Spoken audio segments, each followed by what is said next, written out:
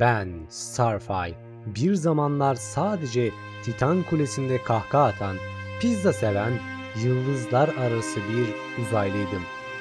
Hatırlıyorum da her şey ne kadar basit, ne kadar neşeliydi. Robin'in o efsanevi sandviç avı maceralarından tutun da ehliyetini geri alma çabalarına, hatta Zippy Pizza ile bedava pizza kapma oyunlarımıza kadar. Her şey bir şakaydı, bir maceraydı, bir aile eğlencesiydi. Cyborg'un bozuk mikrodalgası, Beast Boy'un sürekli şakaları, benim saf sevgim ve elbette Robin'in liderlik takıntısı. Tüm bunlar bizim dünyamızı oluşturuyordu. Hatta o meşhur Snyder takıntımız bile. Şimdi bakınca ne kadar da masum bir detaymış. Bir zamanlar en büyük endişemiz Batman'in bizi kendi film serisine dahil etmemesiydi. Şimdi düşünebiliyor musunuz ne kadar da yanılgı içerisindeymişiz. Ama sonra her şey değişti. Dünya artık bizim bildiğimiz gibi değil. O günden sonra o büyük felaketle birlikte Raven'in içindeki karanlık sonunda onu ele geçirdi. Ve bizim korumaya çalıştığımız dünya bir anda bizim en büyük düşmanımıza dönüştü. O anki çılgınlığımız belki de o zaman anlamalıydık. Slade'in bizi manipüle etme çabaları, Robin'in şöhret arzusu hepsi birer uyarı işaretiydi. Ama biz sadece eğlenceye odaklanmıştık. Ta ki o gerçek tehdit kapımızı çalana kadar. Belki de bu her şeyin bir başlangıcıydı. Bizim sonumuzun. Robin gittiğinde, yani ortadan kaybolduğunda liderlik bana kaldı.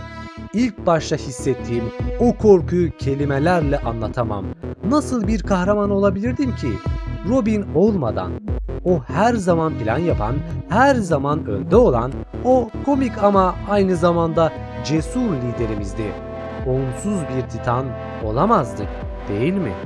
Ama sonra onu yaşatmak, onun mirasını sürdürmek için bir karar verdim. Onun kurallarını, o saçma sapan Robin'in el kitabını kutsal bir metin gibi ilan ettim.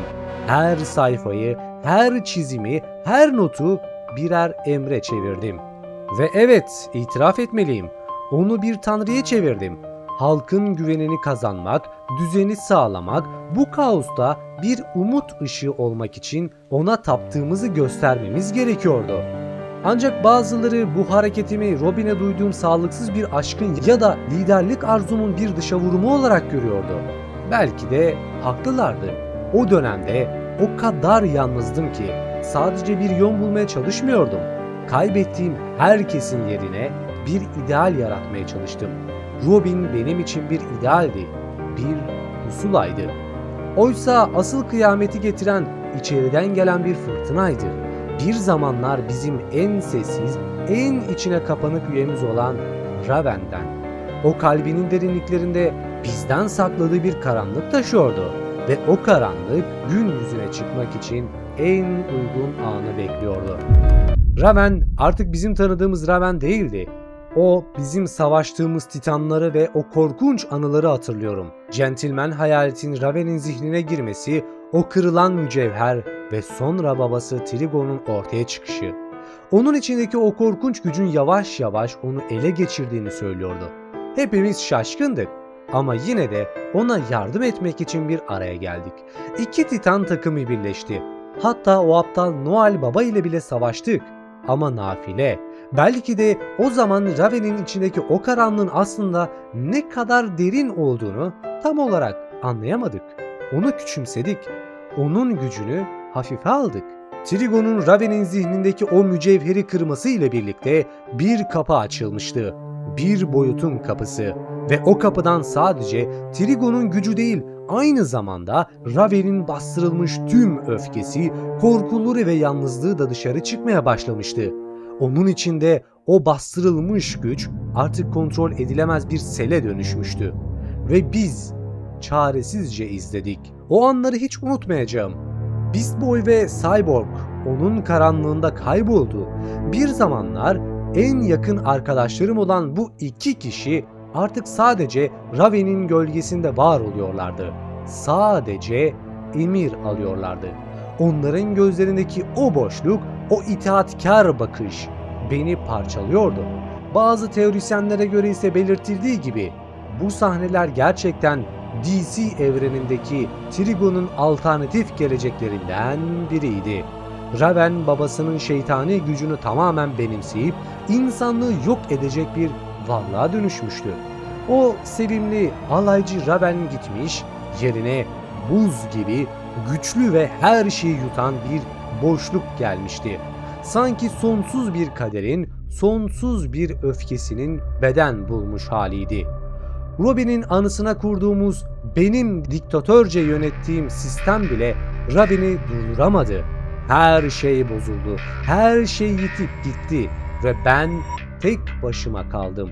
Gözyaşlarımı yutarken bir umut aradım, bir şans. Çünkü o distopik düzende benim tek sığınağım Robin'e olan inancımdı.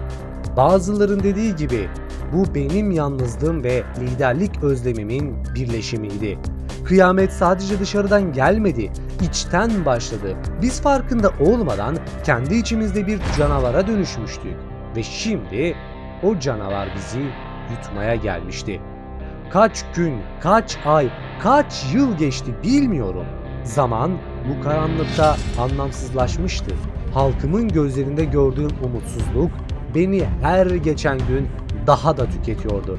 Her şeye rağmen Robin'in el kitabından okuduğum kurallar bir fısıltı gibi kulaklarımda yankılanıyordu. Bir titan asla pes etmez. Ama nasıl devam edecektim? Her şey bitmiş gibiydi. Ancak bir gün sonunda Robin geri döndü. Onu bulduğumda o gözlerindeki o öfkeyi hiç unutmayacağım. Bana doğru yürürken her adımında bir ağırlık vardı. Ona taptığımız dünyayı gösterdiğimde gözleri öfkeyle doluydu. Benim için bir onur olan bu düzen onun için bir hapishane, bir hayal kırıklığıydı. Neden mutlu değildi ki diye düşündüm. Neden benim onun için yarattığım bu cenneti takdir etmiyordu? Ancak bana dönüp dedi ki, Starfire, ne yaptın sen?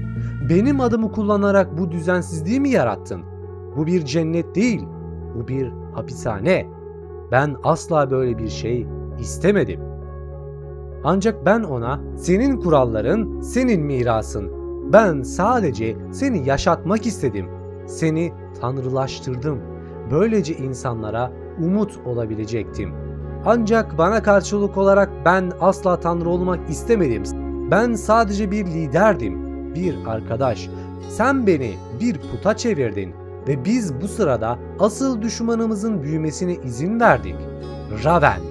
Raven nerede? İşte o an anladım. Robin asla tanrı olmak istememişti.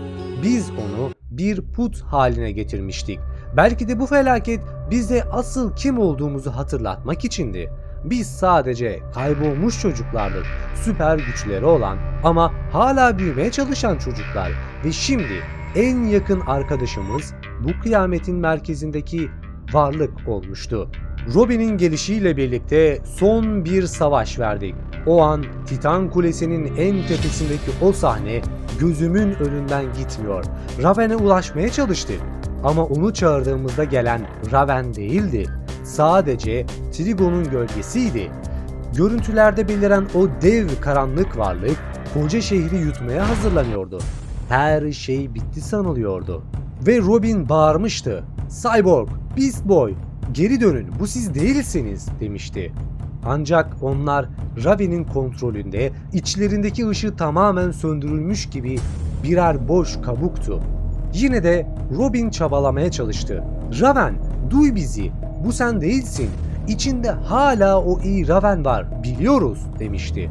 Ama her şey yitip bitmişken birden bir mucize oldu. Tam her şey bitti sanarken o devasa karanlık varlığın içinde Raven'in gözünde küçük bir ışık yandı. Küçük bir parıltı. İçinde hala bir parça Raven vardı. O da bizden vazgeçmemişti. O anki umut tüm korkularımı sildi. Belki de içindeki o iyi Raven bizden, arkadaşlarından vazgeçmemişti. Belki de o küçük kız babasının gölgesinden kurtulmak istiyordu. Ve aniden küllerin arasından yeniden doğduk. ne Robin tanrıydı, ne Raven şeytan. Biz sadece kaybolmuş çocuklardık. Süper güçleri olan ama hala büyümeye çalışan çocuklar. Bu felaket bize asıl kim olduğumuzu, neden bir araya geldiğimizi hatırlattı ve yeniden Titanlar olduk. Raven kendine geldiğinde ne yaptığını sorguladı. Ancak biz birer aile olduğumuzu ve ailelerin asla birbirini bırakmayacağını, ne kadar korkutucu, ne kadar dehşet verici olursa olsun birbirimizi sevdiğimizi hatırlattık. O gün sadece bir kıyamet bölümü değilmiş. Karakterlerimizin liderlik, yalnızlık, aşk ve güçle yüzleştiği bir psikolojik çözülme hikayesiydi. Yeniden bir araya gelmek, eski şakalarımıza, eski maceralarımıza dönmek. Artık her anın kıymetini biliyoruz. Darkseid bile kapımıza dayansa yorgunluktan savaşmayı reddedecek kadar olgunlaştık. Çünkü biliyoruz ki en büyük savaşımız kendi içimizdeydi ve onu kazandık. Belki de bu felaket bize olmamız gereken kahramanlar olmayı öğretti. Daha olgun, daha anlayışlı, daha iyi bir aile. Şimdi biliyorum ki her şey her zaman mükemmel olmayacak. Yeni maceralar, yeni düşmanlar, yeni komik anlar olacak. Ama artık biliyoruz ki ne olursa olsun bir araya geldiğimiz sürece her şeyin üstesinden gelebiliriz. Çünkü biz genç titanlarız ve bu bizim hikayemiz.